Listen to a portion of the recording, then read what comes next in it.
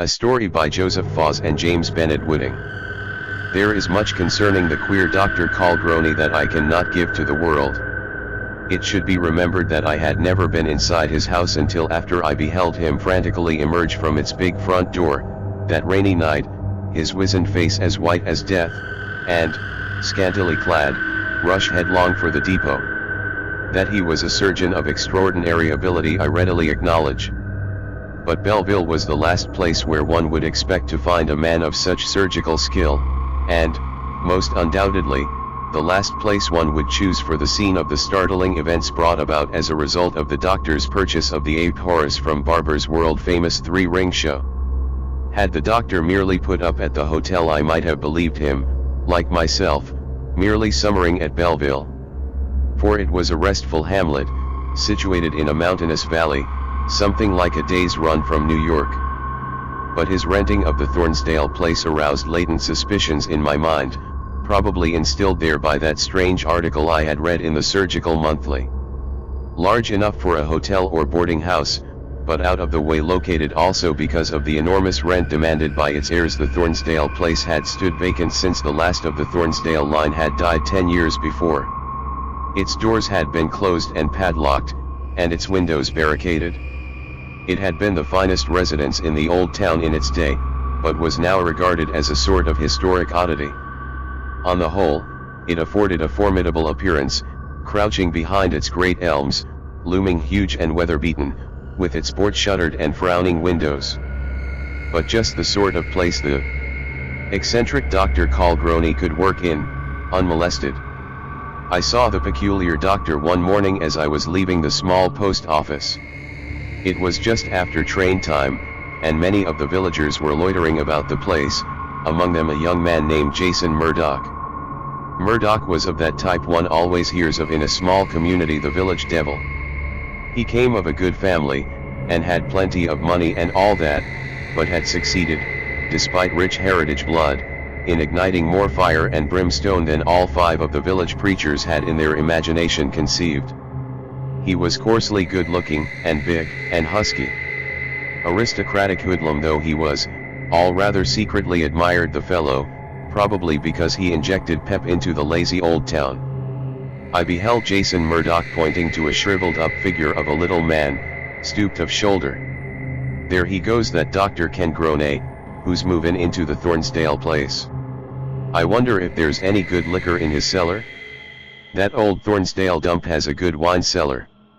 Dr. Colgrony paid not the slightest attention to Jason's insolent babble, but walked hurriedly along, his clean-shaven, dried-up countenance turning neither to the right nor left. "Who is that man?" I asked the postmaster, who had now come to the door for air. "I dunno, excepting his mail is addressed Dr. I'll have to spell it Calgroni, and it is mostly foreign, out of Vienna, forwarded here from New York. Sort of a man of mystery, I hazarded.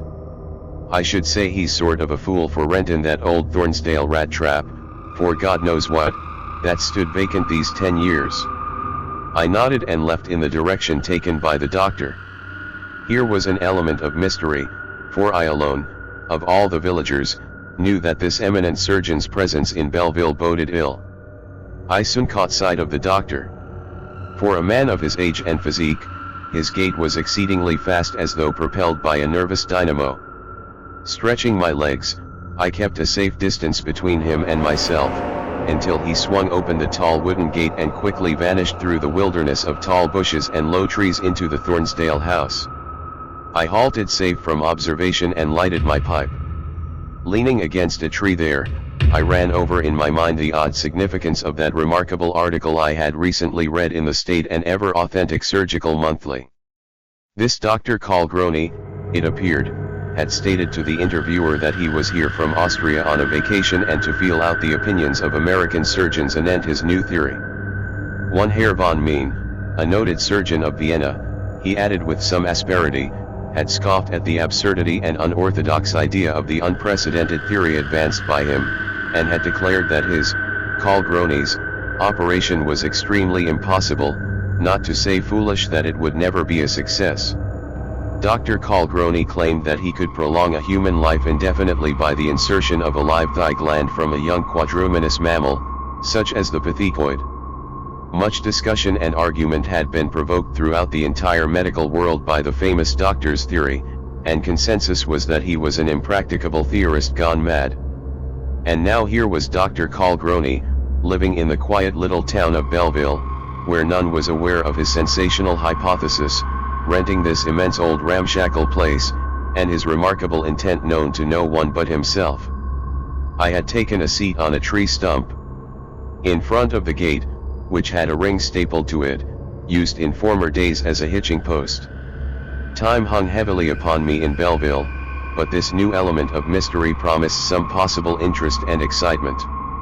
Having sat there until my pipe was empty and cold, I was aroused by the noise of the gate opening behind me, followed by the tap-tap of a hammer.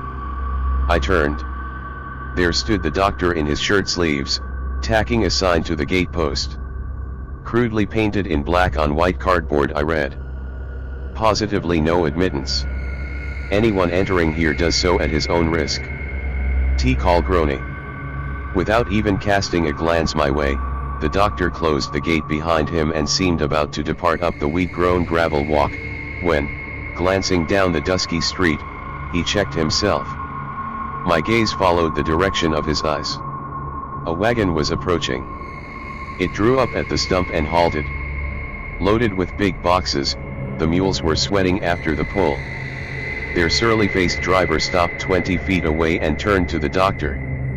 "I know I'm late," I overheard him grumble, "but I handled the boxes carefully as you said. Shall I drive in?"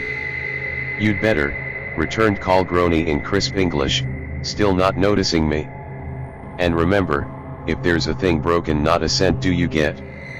And he wheeled up the path. "Damn him," swore the teamster, turning to me.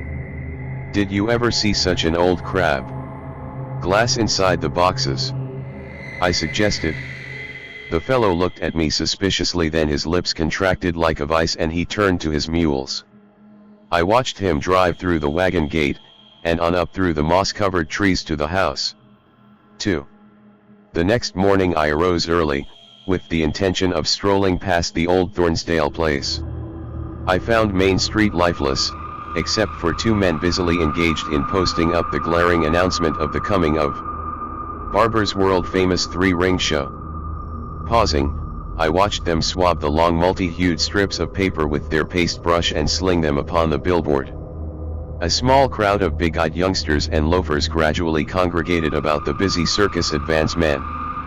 The most glaring and conspicuous poster represented two gorillas peering angrily out from behind the bars of their cage. Beneath it was lithographed in huge, red letters, "Mimi and Horace, only wild gorillas in captivity." I turned to leave and, momentarily startled, faced what seemed to be one of the gorillas at large. Only it wore clothes. Gazing at the poster with a look of blank curiosity, was a man, short in stature, immense of shoulder and deep of chest, his hair thatching his forehead almost to his bushy eyebrows. He was hideous to look upon. I recognized him, though, after an instant, as the village half-wit, known as Simple Will. I had seen him before, a poor, weak-minded creature, wandering helplessly about the village, pitted, but spurned except when someone needed the help of powerful hands and a strong back. Drooling and muttering, Will followed the circus men as they started off. I idly strolled down the first street, then, reaching the outskirts of town, I found myself in the rear of the Thornsdale place. To my surprise, I beheld another warning notice similar to the one that Dr. Colgrony had tacked to his front gate last evening. Not only in one but many places, on trees and the high fence, I saw the warning signs of no trespassing. The doctor himself was nowhere to be seen.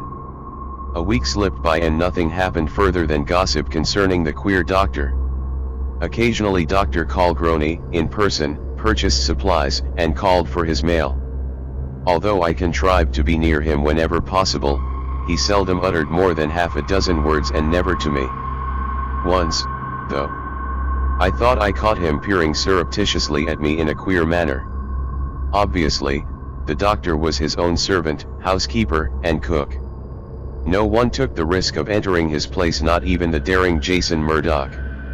Several days before the circus arrived, I noticed what I considered a peculiarly significant happening: Dr. Colgrony walking toward his abode, with Simple Will tagging, dog-like, a few paces behind. At discreet distance, I followed them. Arriving at the Thornsdale place, I was surprised to see the doctor close the gate behind him, leaving Will standing outside. The half-wit stood there until Dr. Colgrony disappeared. The day before the show came, I saw the doctor clapping Will on the shoulder and talking to him. That night such a terrible conclusion shaped itself in my mind as to the meaning of the singular boxes, the hostile notices, Will's attitude toward the doctor, and the latter's interest in him, that it kept me wide awake.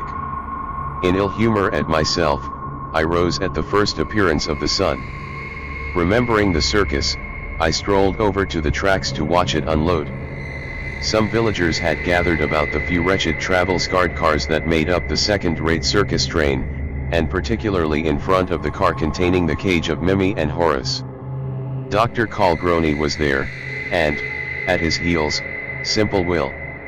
The doctor was talking very earnestly to the trainer.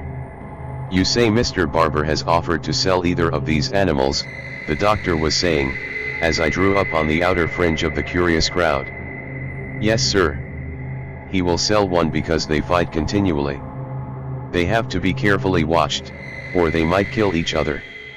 You don't know what ferocious beasts gorillas are." The doctor smiled. "I would like to talk to Mr. Barber," he interposed. The gorilla trainer hesitated, then, pulling shut the sliding doors of the animal car. "Sure, just follow me," he said. The doctor, at the man's side, walked to a coach ahead, the combination ticket and executive office of the barber shows. For an instant, Simple Will seemed to hesitate, but he didn't trail Dr. Colgrony. The unseen things inside of the gigantic cage nearby seemed to hold his hypnotic attention. Several big drops of rain splashed upon the cinder-strewn ground. The heavens hung black and dismal, the sun had completely vanished. I watched Simple Will. He was ill at ease, hovering uneasily about the gorilla's car. The other people nearby paid no attention to the half-wit. Presently the trainer and Dr. Colgrony returned, accompanied by another man, who was counting a roll of bills. "You say," the latter remarked as they passed me, "that you want Horace delivered at once?" "Yes," replied the doctor concisely. "All right. Hank, call the gang, unload the cage and put Horace in that red single cage. Dr. Colgrony has relieved us of him." At this, Simple Will approached the surgeon and touched his sleeve. "You buy hairy animal, man," he mumbled. The doctor laid his blue-veined and thin old hand upon Will's broad shoulder. "Yes, Will, and I'm going to give you a job as his valet." The showmen exchanged winks, and from the car rolled an empty, iron-barred cage. Will's expressionless features twisted into what on his idiot countenance registered pleasure. Dr. Colgrony beckoned to the man whom I had seen deliver the strange-appearing boxes that first afternoon. "Got your team?" The fellow nodded. A scene of bustle had sprung up about me. An excited and larger crowd of villagers had assembled. The big cage containing Mimi and Horace was lowered to the trackside. They were two of the finest animals of their type I have ever looked upon. Horace was transferred to the single cage and its strong door doubly padlocked. Upon him, the mule team drew up with the wagon. "Here, Will," said the doctor to the half-wit, "climb into the wagon. We're going before we get wet." The doctor appeared highly elated. Simple Will, who had stood by as if in a stupor, swung his heavy body up behind the gorilla's cage. No sooner had the wagon drawn out of sight than the heavens seemed to loosen in wrath. Rain fell in torrents, driving the spectators in a wild rush for shelter. As I reached the hotel, the water dripping from my drenched garments, the storm increased its fury. All that day it rained and the next. As I lay on my bed that night and listened to the roar of wind and rain beating upon the roof and window panes, My mind kept drifting to the inmates of Thornsdale Place, the queer doctor, Simple Will and his ward, Horace, the gigantic gorilla. 3. It was 3 days later that I learned Dr. Colgrony had wired to New York, and on the next morning an exceptionally well-dressed stranger, whose goatee, bearing, and satchel smacked of a medical man, stepped off the train. Espying me, he asked, "Will you kindly direct me to the Thornsdale Place?" I told him the best way to reach Dr. Colgrony's without wading in mud, and he departed, with a brief thank you. The next night I saw the stranger, ashen of face and decidedly inwardly shaken, hurriedly purchase a ticket and leave on the 9:45 train for New York. Immediately I sought the telegraph dispatcher. "You are aware of the queer actions of Dr. Colgrony?" "I should say. He's a nut." "I can't say as to that, but to whom did he send the message the other night?" "You won't let it out I tipped you off." I solemnly held up my right hand. "Well," in a whisper, "he wired a hospital for their best surgical man." So the assistant had gone back, frightened. And why? Several weeks later Barber's world-famous three-ring show gave a return exhibition at Belleville. That night I wandered toward the Thornsdale Place. Again the clouds had banked for a storm, fitful rays of the moon now and then shifting through, only to be absorbed in mist. Drawing around in front of the old homestead, looming dark behind the gloom-shadowed trees, I seated myself on the stump hitching post. I was glad that in my coat pocket nestled a neat automatic. Why I lingered there in front of the quiet old place I do not know. Not a light glimmered in the house, not a noise issued from its muffled depths. Then to my ears came a shriek, and to my startled gaze a light flared in the house. I could dimly see that a figure appeared at its open door. It looked behind it for an instant, then madly bolted toward me. Upon the wet gravel came the tread of rapidly moving feet, and the gate in front of me swung abruptly back. In the hazy reflected light, I got one look at Dr. Colgrony who, hat and raincoat in his hands, the muscles of his face quivering, his face deathly pale, emerged and turned, running madly toward town. I drew back, automatic in hand, waiting for whatever might follow the doctor. Nothing happened. Obeying an impulse, I took out after the fleeing surgeon. Over soggy soil I followed him, around corners, down Main Street to the depot. I got there in time to see him swing on the platform of the rear coach of the 9:45 train, bound for New York. Throbbing with excitement, scarce knowing what I was doing, I made my way back toward the Thornsdale Place. Several blocks away, I caught a glimpse of a broad-shouldered, thick-set disheveled figure in breech clout, running or, rather, prancing and hopping toward the circus grounds. The automatic in my hand, I followed. A block from the circus grounds, under the street lamp, I saw a figure on horseback that I recognized as Jason Murdoch, evidently bound for home. Then, snarling, the thing I had seen hopped out from behind a tree trunk, on all fours. Gaining its hind feet, it made a flying leap at Jason, knocking him from his horse. On the ground they rolled, the powerful Jason helpless in the thing's clutch. Its fingers closed chokingly about the man's throat. I tried to shoot, only to find my gun jammed, tried to shout, and could not. At that instant the brass band struck up "There'll Be a Hot Time in the Old Town Tonight." As the quick, dancing strains smote the night air, the thing suddenly ceased in the act of strangling Jason, looking attentively up. There seemed to be a responsive, obedient look on its horrible countenance.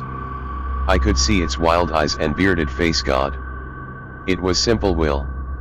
Bounding first on all fours, then half upright on his feet, the crazed idiot was making for the showgrounds just as the clouds broke in a downpour. To the rear of the big tent bounded Will, as the crowd scattered for home. As if familiar with his surrounding, he made for a sideshow tent in front of which sputtered a gas torch. The crowd, fleeing in the rain, had in the confusion failed to see the half-wit and myself on the mad run. But several men were following me, as Will tore aside the entrance flaps. Inside, poorly lighted though it was, I could plainly see the cage of Mimi, the female gorilla. Her trainer turned at the noise of our entrance, and hastily reached for his knife-pointed pole, but too late. Uttering a cry, piercing and antagonistic, Will flung himself at Mimi's cage, who, with an answering cry of battle, reached both her long hairy arms through her cage, clawing and tearing at the fiercely struggling man on the outside. The trainer rushed in with his prong, thrusting it at Mimi. For an instant she drew back, then several of us quickly pulled Will, bleeding profusely, back from the enraged animal, who again lurched forward as though recognizing in Will the reincarnation of her mate, Horus. Foaming at the mouth, Will sank limply to the floor. From the hue of the blood, ebbing from the side of his neck, I saw at a glance that he was done for. Mimi's claws had severed his jugular vein. Among the men who had helped me thrust the poor fellow out of Mimi's reach, was the sheriff of the county. "What does this mean?" he demanded, grasping my shoulders. "Follow me," I cried. A crowd of excited men, headed by the sheriff and myself, made for the Thornsdale place. The light still dimly illuminated the hall through the open door. "I'll go in first, Sheriff," I offered. "Have your men surround the place." I stole into the hall. A terrible stench greeted me. I found it came from a door opening out into the hall.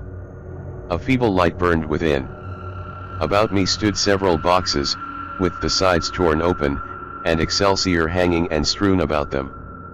Before me, completely assembled in every detail, stood what the boxes had contained: an operating table and all its many surgical accessories. Out of a long box in the corner sprawled the hairy limbs of the fast-decaying Horus, the male gorilla. Taking a small oil lamp from the stand, I turned to examine the dead body, and I noticed a paper, which fell to the floor. A quick look at the side of the beast's head revealed a great gash, rottening at the edges, through which, it was evident, the brain had been removed. I hastily recalled Dr. Colgrony's theories. Could it be? My eyes chanced to drop to the floor. Holding forth the lamp, I saw there was handwriting on the bit of paper. I picked it up and read the note, which, even at the last stand, Colgrony had directed to me: Von Meen, chief disparager of his wild theories. Herr Von Meen, of Vienna, you said I could not do it. You berated me for my endeavors to alleviate the distress of the insane and feeble-minded. Yet I know now that I have accomplished it, without killing the subject as you claimed would be the result of such an operation. That's why I followed you here, to show you. It was successful, Von Meen. I could tell by the way his eyes looked into mine, when he finally came to. But I could see the brain I had substituted for Will's atrophied one was too vigorous. That expression didn't belong to simple Will. I am fleeing before he gains his strength. I admit my fear, for after this operation the former half-wit will be a dangerous customer, with the too vigorous and ferocious brain of the gorilla Horus in his head.